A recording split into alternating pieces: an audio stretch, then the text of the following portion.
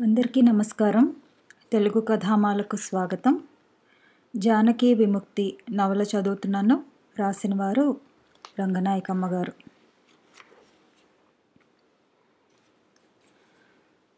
ఆ వ్యవహారం అంతా చూస్తుంటే వెంకట్రావుకి చిరచిరలాడిపోయింది. ఇబ్బందిగా కదిలి ఒళ్ళు విరుచుకున్నాడు. వాచి చూసుకున్నాడు. జానకి పిల్లలతో చిన్న చిన్న మాటలు మాట్లాడుతూ చప్పున గుర్తొచ్చి అడిగింది, నీ పేరేమిటో చెప్పు. అక్క, ఆ చెట్టు మీద కాకి ఉంది. సరేలే, నీ పేరేమిటి? జానకి. తుల్లిపడింది జానకి. జానకా? నిజంగా? జానకే. మీ తమ్ముడి పేరు? రమణ. మా అమ్మ పేరేమో శాంతకుమారి. మా నాన్న పేరు ప్రసాదరావు. జానకి చాలా దిగులేసింది. ఆ పిల్ల పేరు జానకంటే. 14 ఏళ్ల కిందట తను అలాగే ఉండేది. అంత చిన్నపిల్లలాగా. 14 ఏళ్ళు ఎంతలో తిరిగిపోయాయి.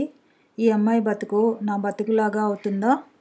తన తండ్రి ఎంత ప్రేమగా చూస్తే ఏం, కళ్ళు తెరవకముందే పెళ్లి చేసి పంపించేశాడు. అక్క, నీ పేరేంటక్కా? చెప్పక్క, నీ పేరేంటి? నా పేరు కూడా నీ పేరే, జానకే. జానకి నా పేరుగా? నా పేరు కూడా జానకే. నాన్న, అక్క పేరు కూడా జానకంట. అక్కని విసిగిస్తున్నావా? ఇలా రా. నిద్రొస్తోందా? పడుకుంటావా? ఇక్కడే కూర్చుంటా. చిన్న జానకి మాట్లాడుతూ నిద్రపోయింది జానకి ఒళ్ళో. తండ్రి వచ్చి పిల్లని తీసుకుని తన బల్ల మీద పడుకోబెట్టుకున్నాడు. పెట్టెలో జనం అటూ ఇటూ తిరిగినప్పుడల్లా ఒక్కో చూపు వెంకట్రావు వైపు విసురుతున్నారు, ఆడవాళ్ళు మగవాళ్ళు కూడా. జానకి మనసులో ఎక్కడో కొంచెం సంతోషం వేసింది. అతను అందంగా ఉంటాడంటారు అందరూ. పెళ్ళప్పటి సంగతులు కొంచెం గుర్తొచ్చాయి. మీ ఆయన ఎంత బాగున్నాడే అని పెళ్ళికొచ్చిన స్నేహితురాళ్ళు పొగిడినప్పుడు జానకి ఎంత సంతోషం వేసిందో. శారదైతే తను కూడా అందమైన వాడినే చేసుకుంటానని శపథం పట్టింది. అందమైన వాడైతే చాలు నాకు, ఎంత పేదవాడైనా సరే, లేకపోతే పెళ్ళే చేసుకోను అంది. అయితే జానకి వాళ్ళ ఆయన్నే చేసుకో నువ్వు కూడా అని కమలా వాళ్ళు దాని మాటలకు నవ్వుతుంటే ఆ వంకతో ఎంతసేపు నవ్విందో జానకి. మనసులో సంతోషం ఆపుకోలేక ఎంత పిచ్చి సంతోషమో అప్పుడు. ఇప్పుడు అతని అందం సంగతి అంతగా గుర్తురాదు. ఎవరన్నా అంటేనే ఆ పెళ్ళప్పటి స్నేహితురాళ్ళ మాటలు, తను ఎంతోసేపు నవ్వటం, అదంతా గుర్తొస్తుంది. అందానికి ఎన్ని రూపాలో ఎన్ని గుణాలో పెళ్ళప్పుడు జానకి పొత్తిగా తెలీదు. ఆ స్నేహితురాళ్ళకి తెలీదు. తెల్లగా ఉండి నొక్కులు జుట్టు ఉండి పొడుగ్గా ఉంటే వాడు మన్మథుడే లోకానికి. ఆ ఆడపిల్లలకి అంతే. రంగే అందం అనుకునే వాళ్ళకి వెంకట్రావు గొప్ప అందగాడే. తన భర్తని అందరూ అందమైన వాడు అంటారనే స్పృహతో జానకి అప్పుడప్పుడు సంతోషంగానే ఉంటుంది. జానకి కొంచెం సంకోచంగా అతని వైపు చూసింది. అతను తల కింద చేయి పెట్టుకుని పడుకుని నిద్రపోతున్నాడు. చెవి మీద రుమాలు కప్పుకున్నట్టున్నాడు. అది ఎగిరి మెడ దగ్గర కాలర్లో పడింది. తీసి కప్పుదామా అనుకుంది కానీ మళ్ళీ ఆ పని చేయడానికి సంకోచం కలిగింది. బండి పెద్ద హోరుతో దూసుకుపోతోంది. చెట్లని, కొండల్ని, చీకట్లో నక్షత్రాలని చూస్తూ కూర్చుంది జానకి. ఎన్నెన్ని సంగతులో, ఎక్కడెక్కడి సంగతులో మనసులో అప్పుడే మేలుకున్నట్టు గుర్తొస్తున్నాయి. ఒకసారి రైల్లో ఇలాగే ఎక్స్కర్షన్కి వెళ్తుంటే, మన బండి ఎంత స్పీడ్తో వెళ్తోందో చెప్పండి అన్నారు మేస్టారు. గంటకి 60 కిలోమీటర్లు ఉంటుందండి అన్నారు పిల్లలు. కిలోమీటర్ల లెక్కలో కాదు, ఏదైనా ఒక వస్తువును చూపించి దాని ద్వారా చెప్పండి అన్నారు మేస్టారు మళ్ళీ. పిల్లలు తెల్లమొహాలేశారు. శారద 2 సెకన్లలో చెప్పేసింది. చెట్లు ఎంత స్పీడ్తో వెనక్కి వెళ్తున్నాయో మన బండి అంత స్పీడ్తో ముందుకు వెళ్తోందండి అంది. మేస్టారు ఎంత సంతోషించారో. అప్పటికీ అర్థం కాని తనలాంటి బుర్రల్లాంటి మట్టి బుర్రలకి ఇంకా వివరంగా చెప్పారు. ఎప్పుడు రైలెక్కినా చెట్ల పరుగు చూస్తే ఆ సంగతే గుర్తొస్తుంది. రైలంత స్పీడ్తో వెనక్కిపోతున్న చెట్లని, కొండల్ని చీకట్లో చూస్తూ కూర్చుంది జానకి. ఆకాశంలో నక్షత్రాలన్నీ రైలు వెంటే పరిగెత్తుకొస్తున్నాయి. అక్కడక్కడ కొండల మీద, పాకల్లో చిన్న చిన్న దీపాలు మినుకు మినుకుమంటూ కాసేపు మెరిసి మాయమవుతున్నాయి. పొందిగ్గా, ముద్దుగా, కథల్లో పర్ణశాలల్లా ఉన్న పాకలు కనపడినప్పుడల్లా అందులో ఎవరున్నారో, నిద్రపోతున్నారో, మెలకువగా ఉన్నారో అనిపిస్తోంది. ఇంత చీకట్లో ఆ కొండ ఎక్కి ఆ పాక గుమ్మంలో కూర్చుంటే తెల్లారి వాళ్ళేమంటారు? ఎవరమ్మాయి నువ్వు అంటారేమో. నేను కూడా ఇక్కడే ఉంటానండి అంటే ధన్ ధన్ ధన్ ధన్ అంటూ రెండో లైన్ మీద పెద్ద స్పీడ్తో రెండో బండి దూసుకుపోయింది. ఆ మోతకి జానకి హడలిపోయి కిటికీ దగ్గర నుంచి వెనక్కి జరిగింది. పెట్లో జనం సగం మంది పిడుగుల మీద పడ్డట్టు లేచారు. పక్కాయన పిల్లాడు నిద్రలో ఏడుపు లంఘించుకుంటే పిల్లాడిని జోకొట్టి మళ్ళీ పడుకోబెట్టాడు. జానకి అప్పటికి కొంచెం దడ తగ్గి నవ్వొచ్చింది. ఫలానా వేగాలతో ప్రయాణం చేసే 2 మైళ్ళు ఫలానా పొడుగున్న రైళ్ళు ఒకదాన్నొకటి ఎంతసేపట్లో దాటిపోగలవు? ప్లాట్ఫారాన్ని ఎంతసేపట్లో దాటగలవు? మాస్టారి ప్రశ్నలు. జానకి మళ్ళీ నవ్వొచ్చింది. ఎందుకో అలాంటి లెక్కలు. ఎంతసేపట్లో దాటితే ఏమిటి? ఒక్క లెక్కన్నా వచ్చేది కాదు తన మట్టి బుర్రకి. శారద ఎంత తెలివిగా చేసేదో. మాస్టారు ఆ లెక్క ఇస్తుండగానే 2 రైళ్ల వేగాన్ని కలపాలండి అనేది, లేకపోతే తీసేయాలండి అనేది. అంత ఉత్సాహం దానికి లెక్కలంటే. దానికి పెళ్ళవుతుంది రేపో మాపో. అంత తెలివిగల దానికి పెళ్ళే. తర్వాత కాపురం అత్తగారింట్లో. కోడలు ఎంత తెలివైందో, ఎంత మంచిదో చూస్తారా అత్తలు భర్తలు? పురుగుని విదిలించినట్టు విదిలించేస్తారు మాటిమాటికి. మనసులో ఎన్ని జ్ఞాపకాలు మెదులుతున్నా జానకి ఆలోచనంతా విజయవాడలో ఇంటిమీదే. అత్తగారు లేదు కాబట్టి రోజులు మునపటిలా ఉండవనే ఊహలెన్నో సుళ్ళు తిరుగుతున్నాయి. అన్నయ్యకి కోపం వచ్చిందన్న దిగులు లేకపోతే జానకి కొంచెం నవ్వుతూ మాట్లాడుతూ ఉండేదేమో. నిజానికి వెంకట్రావు దగ్గర నవ్వేది, మాట్లాడేది ఎప్పుడూ తక్కువే.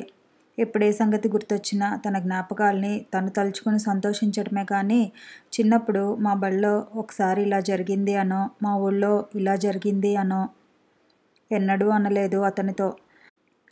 అనబుద్ధి వేయదు ఎప్పుడు. అన్నతో అయితే ఎన్ని మాటలైనా చెప్తుంది. తండ్రితో కూడా చాలా చనువుగా మాట్లాడేది. అంత మంచి తండ్రి పోయాడు. అన్నకి కూడా ఇప్పుడు కోపం తన మీద. ఇక ఇతను కాకపోతే ఎవరున్నారు తనకి? కుంగిపోయినట్టయింది ఒక్కసారి జానకి మనసంతా. తన ఆలోచనలో తను మునిగినా అప్పుడప్పుడు తల తిప్పి అతన్ని చూస్తుంటే జానకి చాలా జాలేసింది. మధ్యాహ్నం నుంచి అతనితో ఒక్క మాట కూడా సరిగ్గా మాట్లాడలేదు తను. తన మీద ప్రేమ ఉండబట్టే కదా రమ్మని వచ్చి అడిగాడు. మొగాణ్ణి నాకేమవసరం, వస్తేరా లేకపోతే లేదని ఊరుకోరా మరొకరైతే? కోపం ఎక్కువ మనిషికి, అదొక్కటే లోపం. అంతకు మించి ఒక్క వ్యసనం లేదు, దుబారా ఖర్చు లేదు. తల్లి చెప్పుడు మాటలు వినకుండా ఉంటేనా? వెంకట్రావు లేచాడు. ఎంత దూరం వచ్చాం అన్నాడు. బండి ఎన్నిసార్లు ఆగిందో, ఎన్నిసార్లు కదిలిందో, ఏ స్టేషన్లు దాటిందో పట్టించుకుంటే కదా జానకి. నాకు తెలీదు, చూడలేదు అంది. పక్కాయన లేచి పిల్లలకి మంచినీళ్ళు పట్టిస్తుంటే ఆయన అడిగి జవాబు విని సంతోషించాడు వెంకట్రావు. దగ్గరకొచ్చేశాం, ఇంకా 2 గంటలే అన్నాడు జానకితో. జానకి మంచినీళ్ళు చూస్తే దాహం సంగతి గుర్తొచ్చింది. ఎప్పటినుంచో దాహంగా ఉంది. పక్కాయన గ్లాసులోకి నీళ్లు ఉంచుతుంటే నాకు కొంచెం ఇవ్వండి అని చొరవగా చేయి చాపింది. ఆయన వెంటనే ఆ గ్లాసు ఇచ్చాడు. జానకి గబగబా తాగేసింది. ఇంకా పొయ్యమంటారా అన్నాడు. కొంచెం పొయ్యండి ఉంటే అని మొహమాట పడింది. ఆయన నవ్వి, కొంచెం ఏమిటి, మంచినీళ్ళకేం బంగారంలాగా మాట్లాడుతున్నారు? ఎన్ని కావాలంటే అన్ని తాగండి, అయిపోతే మళ్ళీ తీసుకొస్తాను అన్నాడు. జానకి కావలసినన్ని నీళ్లు తాగి గ్లాసు ఇచ్చేసింది. కూజా తెచ్చుకుంటే చల్లగా బాగుంటాయి నీళ్లు, సీసాలో అయితే మరీ వేడెక్కిపోతాయి. పిల్లలతో సామాను ఎక్కువైపోతుందని కూజా తేలేదు అన్నాడు. జానకి కొంచెం నవ్వి ఊరుకుంది. మీరు కూడా తాగుతారా అని ఆయన వెంకట్రావుని అడిగాడు. వెంకట్రావు చేయి అడ్డంగా తిప్పాడు, అక్కర్లేదన్నట్టు. అతని ప్రవర్తన చూస్తే జానకి కొంచెం సందేహం వచ్చింది. తను చేసిన పనికి అతనికి ఏమన్నా కోపం వచ్చిందేమోనని. జానకి సందేహం నిజమే. జానకి చేసిన పని ఆ పురుషుడికి నచ్చలేదు.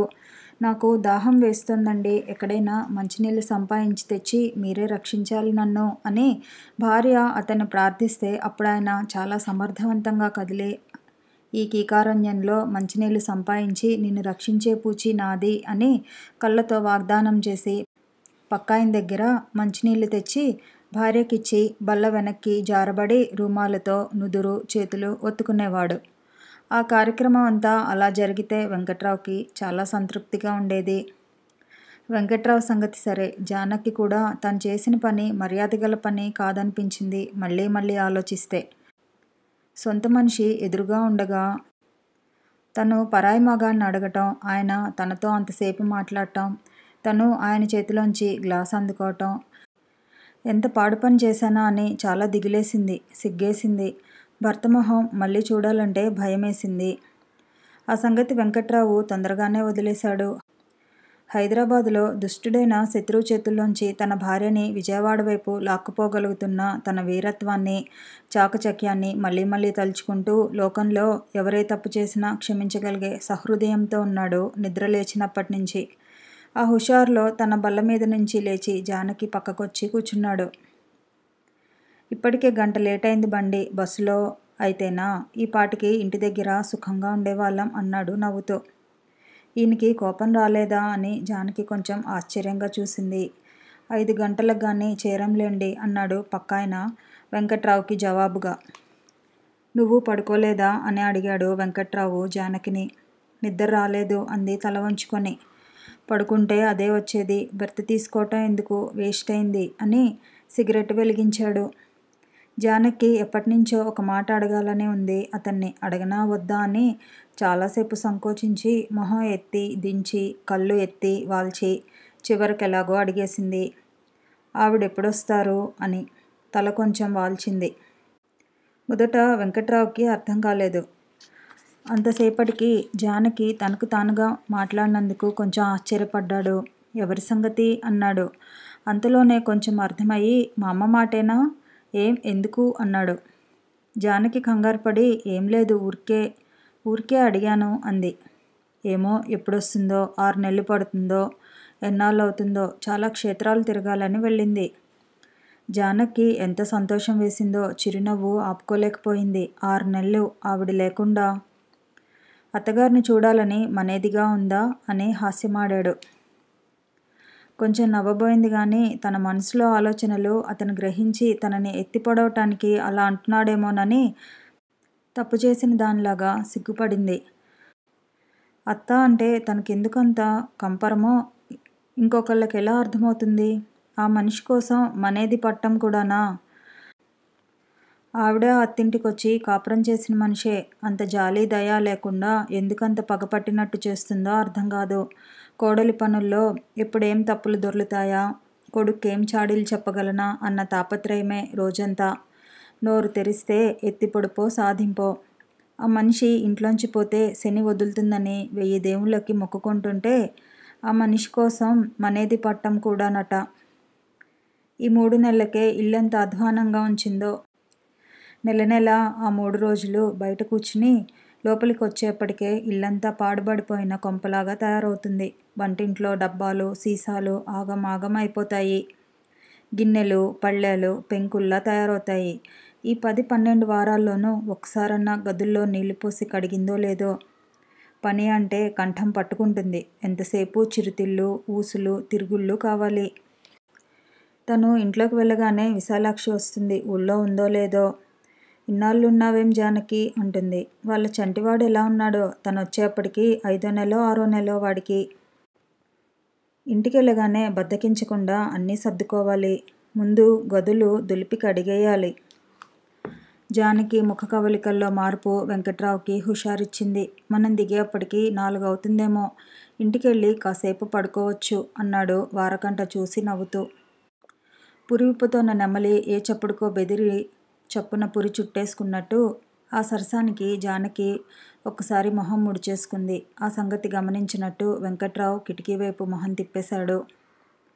రైలు దిగే వరకు మళ్ళీ వెంకట్రావు జానకిని పలకరించలేదు. జానకి నిద్ర ముంచుకురావటం మొదలెట్టింది. క్రితం రోజు మధ్యాహ్నం నుంచి నిద్రలేదు, తిండి లేదు, విశ్రాంతి లేదు. ఒకటే ఆలోచన, ఒకటే తలనొప్పి. 2 గంటల లేటుతో తెల్లారగట్లకి బెజవాడ చేరింది బండి. జనం రైల్లోంచి వదిలిపెట్టినట్టు లేచారు. చిన్న జానకి లేచి వాళ్ళ నాన్న ఒళ్ళో కూర్చుంది. అక్కకి చెప్పిరా వెళ్తున్నానని చెప్పిరా అని తండ్రి కూతుర్ని కిందకి దించాడు. చిన్న జానకి నిద్ర కళ్ళతో వచ్చి అక్కా అని జానకి మీదకి ఒరిగింది. జానకి ఎందుకో ఎంతో ఏడుపొచ్చింది. జానకిని వీపు నిమిరి ముద్దు పెట్టుకుంది. తండ్రి సామాన్లన్నీ సర్ది పిల్లలకి చెప్పులు తొడిగాడు. వాళ్ళు వెళ్ళటానికి సిద్ధమైతే జానకి మనసు పిచ్చిగా కొట్టుకుంది. ఏమండి, 11 ఏళ్ల తర్వాత జానకి పెళ్లి చేసేయకండి అని ఆయనతో అనేయాలని ఎంత గట్టిగా అనిపించిందో. అంతవరకు ఆ ఆలోచనే లేదు. అప్పుడెందుకో ఆ మాట అనేయాలనిపించింది. ఎవరి హడావిడిలో వాళ్ళు నిద్రమొహాలతో బండి దిగుతుంటే 11 ఏళ్ల తర్వాత మీ పిల్లకి పెళ్లి చేయకండి అంటే ఆయన ఏమనుకుంటాడోనన్న సంకోచం కన్నా పక్కన వెంకట్రావు ఉన్నాడన్న బెదిరే లేకపోతే ఆయనతో ఎలాగన్నా ఆ మాటలు అనేసేదే. 16 ఏళ్ళు నిండకుండానే మా నాన్న నాకు పెళ్లి చేసి ఇంట్లోంచి పంపించేశాడు అని కూడా చెబుదామనిపించింది. ఒక్క మాట అనలేదు. అక్కా, వెళ్తాం అని జానకి అంటే దిగులుగా నవ్వి వెళ్ళమన్నట్టు తల ఊపింది. పెట్టె ఖాళీ అయి తోపుల్లాట తగ్గాక వెంకట్రావు లేచాడు. జానకి లేచి సంచి పట్టుకుంది. బల్లమూల నారింజ పండు కనబడింది. కానీ జానకి తీయబుద్ధి కాలేదు. బండి దిగి స్టేషన్ బయటికొచ్చారు. కథ కొనసాగుతుంది. మళ్ళీ కలుసుకుందాము. ఈ వీడియో నచ్చితే లైక్ చేయండి, షేర్ చేయండి, కామెంట్ చేయండి, ఛానల్ని సబ్స్క్రైబ్ చేయండి.